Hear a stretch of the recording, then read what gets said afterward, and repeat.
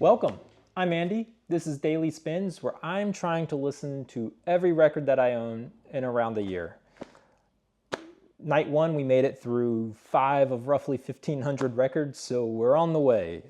Last night, I only made it through 4. I was just exhausted, but again, I had a great time. I'm so glad I'm taking the time to just slow down at the end of the night and really just actively listen to music again. It's been too long since I've prioritized that, and it's really great. So where to start? First record of the night, Bone Machine by Tom Waits. I mean, this album, whew. I'm a huge Tom Waits fan, just to throw that out there. I think I have every album he's ever done, at least studio albums. I don't know about compilations. Every time I'd see an album I didn't have by Tom, I'd just pick it up. And at some point I ended up with all of them, so I wasn't even actively trying to just be some completionist. This in particular though, this, you could see it has like the remaster sticker on it. This was a really hard record to get for a while. When I had my store back in like 2010, in those years, you couldn't really find Bone Machine, and it was always one of my favorites. So I have a bootleg, and the sound quality wasn't great on it. So this is one of the records of his that I have duplicates of because I did get the remaster, and I'm really impressed with how it sounds. This one sounds great. Some of the remasters I've heard are actually remixed as well, and they sound different to me. Real Gone is one of those, but this Bone Machine sounds great. I love this album, okay? This is kind of maybe like stage 2 of Tom just going nuts. Like Earth Died Screaming, Dirt in the Ground, one of my favorite ballads of his. Going Out West, another killer track. I Don't Want to Grow Up. This is probably one of his stronger albums. If you're into any of his weirdo stuff, this is a great place to start.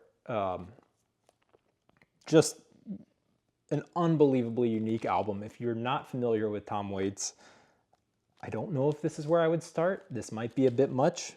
You know your taste. I don't know. I mean, I'd highly recommend trying it out. I don't even know. There's too many songs on here I love to throw in. Going Out West might be a good starting point. The music video for I Don't Want to Grow Up is amazing, though. Check that out if you can. Yeah, Bone Machine. What a great album.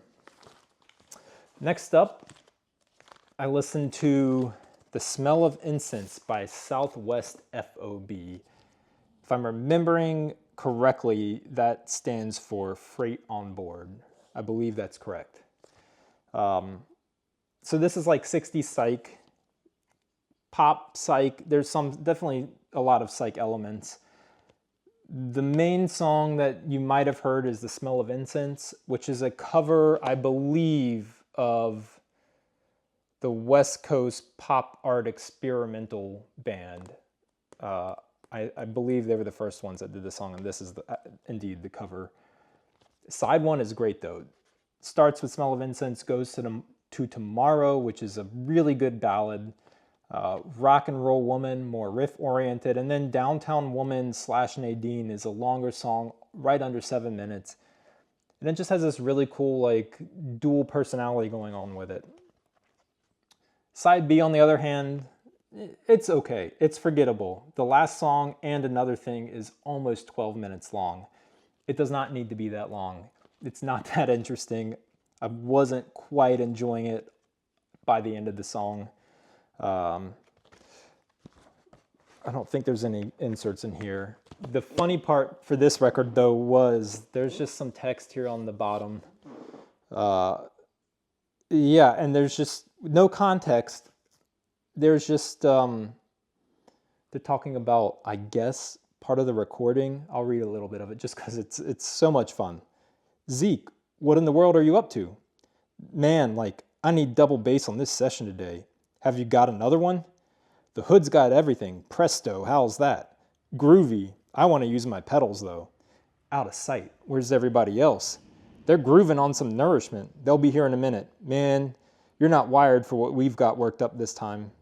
Enter control room door, left, Jim Rowley. Hood, you're not wired up for what we're going to strap on to you this time. The group will be here in a minute. Eyes to hear it. Enter the studio door, Bob. The guys will be here in a minute. They had to get a bite to eat. Man, you're not wired for what's going on in your head. And it just goes on like that. It's weird. It's fun. I love it. Cool pictures. Guess I didn't really comment on the cover art. Got 4 women without clothes in a glass box with fog on the front and some kind of cave with, is it stalagmites, whichever one's coming down from the ceiling. Yeah, fun album though. Definitely, side 1 is great. I'd throw side 1 on just about any time. Next, The Awakening, the Ahmad Jamal Trio. This is on Impulse. My copy is. It's got the gatefold. There's the trio. There's an essay by Leonard Feather about the album. This is one of my favorite jazz albums. And really, this was one of the albums that when I was taking jazz classes in college that, for whatever reason, really stood out to me.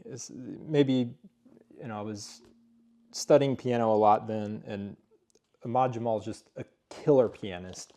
In this album, the whole way through, you can just tell his love for the instrument. I think it said he played a 9-foot grand. I don't know if it said that in here or if that's something I've read elsewhere, but the piano sounds beautiful. The phrasing, the chords. This is one of the albums that really introduced me to jazz. If you're not too familiar with jazz, this is a very easy album to listen to. It's pretty easy to follow. It's not too out there, but man, it's so good. And I mean, for me, The Awakening, the opening track, is my favorite track. Great album. So glad you can still find this for relatively cheap.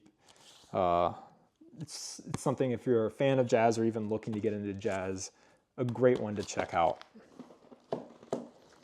And finally, I finished with Zappa's We're All In It, We're Only In It for the Money. So this is a pretty trashed original copy I have on Verve. I'd say maybe like a very good, there's a few pops and clicks throughout. The cover, on the other hand, is maybe not even good. This is definitely trashed. I love the album art on this.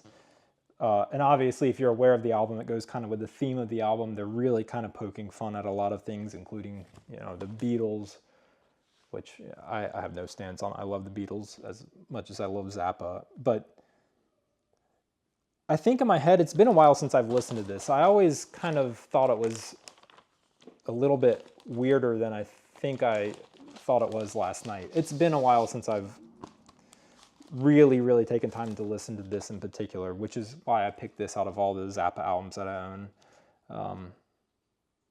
But it was very enjoyable. It's a really fun album.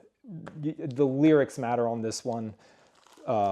So that's kind of how I spent my time, just listening to the lyrics. I had a couple good chuckles.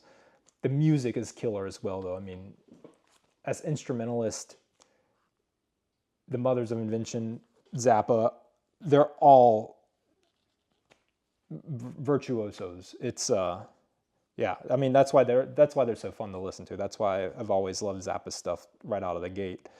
But yeah, really fun album. A lot more approachable than I thought it was. I think a lot of people could have a lot of fun with this album if they're not into Zappa yet. And if you are, I'm sure you're probably already a fan of this one. So that was night 2. Only those 4. That's all I could get through, but it was fun. We'll see where tonight goes. As always, thanks for stopping by, and I'll see you again next time.